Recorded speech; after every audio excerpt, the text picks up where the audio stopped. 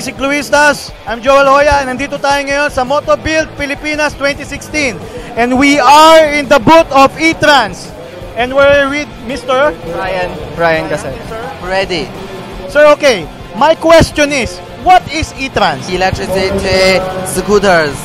Actually, we're in the business of environmental friendly products. So we're trying to introduce these products to the people so that we could lessen pollution and help the environment. So we have our electric scooters. Is it safe to say na optional to for motorcycle riders who could buy these scooters? Is it also affordable ba?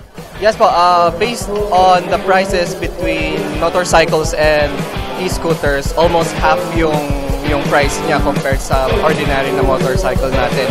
And it's also less maintenance na rin. We have 3 shops. We have one in Pasig Palenque, we have one in Esa Guadalupe, and in JP Rizal. We have a festival that's like a group page.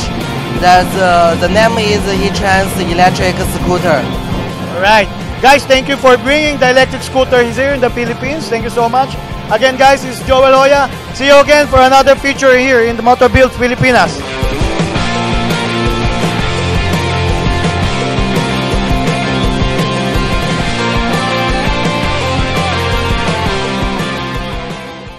Ito mga pare ko, ang pinaka malulupit sa kanilang mga artistic rendition na kanilang mga motor.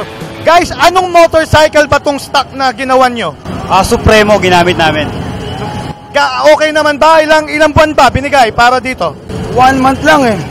1 month? Wow guys And I understand, panalo kayong lahat. Am I right? Ano naman masasabi nyo rito guys? Masasabi ko lang sa lahat, nagawa namin yung gusto namin gawin.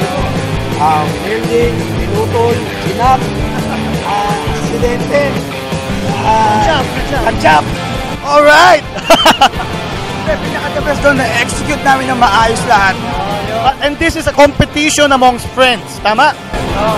Tama. May kanya-kanya kaming category dito eh. Iba-iba kami, nagkataon, di sinasadya. Pero kung nagbigay sila ng puro chopper kami. Full copy racer lahat.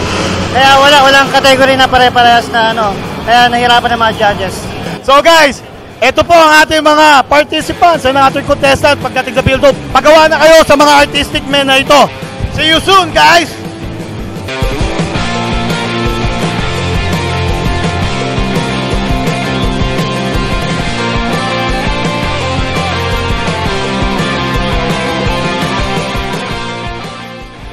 We're here again at the Motobuild Philippines 2016. I'm with Mr. Zach Lorizero, our event organizer.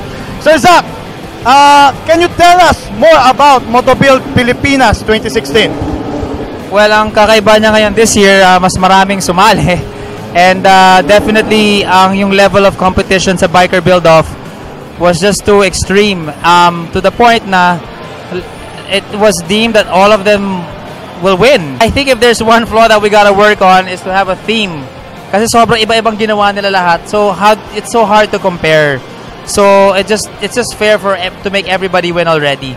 So difference, bigger turnout, bigger place, and yun, masaya naman. Again, thank you Sir Zach. Salamat sa mga ganitong event. You made the biking community very, very happy. Actually, I'm not to credit here. Of course, I had support from Radio Republic. But it is the community kaya ito naging successful dahil sa atin lahat. And of course, you guys for always supporting us todo since from day one. Maraming salamat you guys. Thank you. You're very much welcome, Sir Zach. By the way, si Cluistas, always watch out for other more events that the Radio Republic guys would do. See you soon, si Cluistas.